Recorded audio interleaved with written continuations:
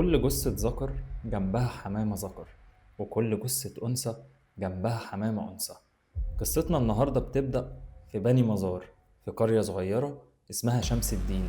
في 2005 حصلت في مصر واحدة من أغرب جرائم القتل اللي غير مفهومة لحد وقتنا دلوقتي. في يوم عادي جدا، يوم هادي، المفروض كان هيمر على القرية دي بهدوء زيه زي باقي الأيام. وهنا بيجي معانا المشهد الأول.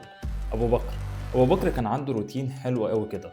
أبو بكر كان بيخرج يصلي الفجر هو وأخوه، وبعد ما يخلصوا صلاة الفجر كانوا بيروحوا بيت والدتهم عشان يفطروا. أبو بكر بعد ما خلص صلاة الفجر استغرب لأن أخوه ما راحش يصلي الفجر، وبعد ما خلص صلاة راح على بيت والدته. قعد يخبط كتير على الباب لكن مفيش أي رد، واللي خلاه يستغرب أكتر إن أول ما دخل البيت اللمبة اللي كانت شغالة في الصالة مقفولة، وده كان عكس العادي. فدخل على أوضة والدته، واللي اكتشفه واحد من أصعب المواقف اللي ممكن تعدي على أي شخص مننا. أول ما دخل أوضة والدته، راس والدته كانت مهشمة، وكان في قطع من أسفل الرقبة لحد الأعضاء التناسلية، وكل الأحشاء بتاعة الجثة كانت جنب الجثة. طبعا أبو بكر انهار، وقع على ركبته مستغرب إيه اللي حصل، خايف، بدأ يصوت، بدأ يزعق، لكن تمالك نفسه شوية وقام وراح عشان يطمن على أخوه. وأول ما دخل على أخوه اكتشف المفاجأة الكبرى التانية.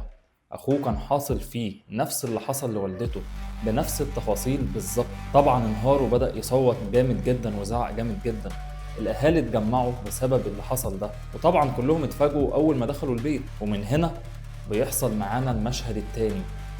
في البيت اللي لازق فيهم بالظبط طلع منه صوت سويت من بنات الجيران، اللي طبعا صحيوا على الهيصه اللي موجوده في الشارع، واللي راحوا لوالدهم ووالدتهم عشان يطمنوهم هو ايه اللي بيحصل. واول ما دخلوا على اوضه والدهم ووالدتهم اكتشفوا ان الاتنين هما كمان مقتولين، مهشمين الراس، في قطع من اسفل الرقبه لحد الاعضاء التناسليه، كل الاحشاء جنب الجثه، في حمامه ميته جنب كل جثه، وكمان اخواتهم الصغيرين بنتين صغيرين حصل فيهم نفس الجريمة. يعني كده إجمالي الجثث معانا 6 جثث. ووسط ما الناس كلها ملمومة تحت البيوت وإن الجيران كلهم متجمعين بيحصل معانا المشهد التالت. وكان طفل ما تعرفش القدر اللي نجاه ولا ده نصيب. من نصيبه إنه كان في اليوم ده بايت عند جدته، وصحي طبعا عادي عشان يروح مدرسته، لكن احتاج كتب من بيت والده. وهو ماشي في الشارع طبعا اتفاجأ، إيه الهيصة دي؟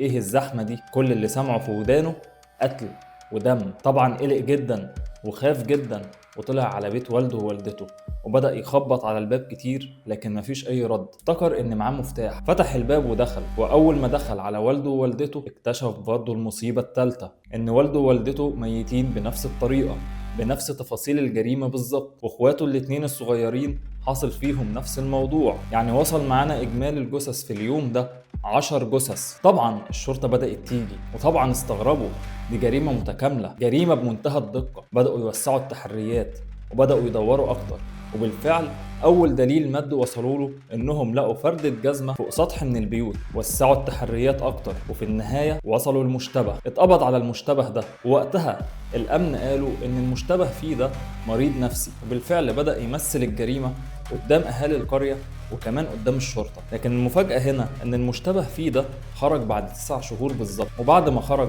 اختفى هو وأهله من القرية تماما. طبعا وقتها المحامي بتاع المشتبه فيه قال إن في تضارب في التحريات، وسبب التضارب دي ان اول دليل الشرطه لقته هو كان فردة الجزمه مش على مقاس المشتبه فيه. زائد كمان في تقرير الطب الشرعي بيقول ان الجريمه دي حصلت بمنتهى الدقه. يعني اللي يعمل الجريمه دي من الاخر شخص متخصص، جراح عارف هو بيعمل ايه كويس. وكمان في تقرير الطب الشرعي قال ان الجريمه حصلت في خلال ساعه واحده، من الساعه 1:30 بالليل للساعه 2:30 بالليل.